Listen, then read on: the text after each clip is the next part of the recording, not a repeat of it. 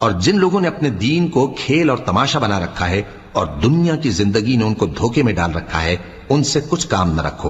ہاں، اس قرآن کے ذریعے سے نصیحت کرتے رہو تاکہ قیامت کے دن کوئی اپنے اعمال کی سزا میں ہلاکت میں نہ ڈالا جائے۔ اس روز اللہ کے سوا نہ تو کوئی اس کا دوست ہوگا اور نہ سفارش کرنے والا، اور اگر وہ ہر چیز جو روئے زمین پر ہے بطور معاوضہ دینا چاہے تو وہ اس سے قبول نہ ہو۔ یہی لوگ ہیں کہ اپنے اعمال کے وبال میں ہلاکت میں ڈالے گئے، سو ان کے لیے پینے کو کھولتا ہوا پانی اور دکھ دینے والا عذاب ہے، اس لیے کہ کفر کرتے تھے۔ کہو، کیا ہم اللہ کے سوا ایسی چیز کو پکاریں جو نہ ہمارا بھلا کر سکے نہ برا؟ اور جب ہم کو اللہ نے سیدھا رستہ دکھا دیا تو کیا ہم الٹے پاؤں پھر جائیں؟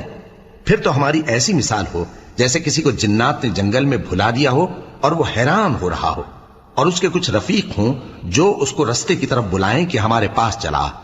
کہہ دو کہ رستہ تو وہی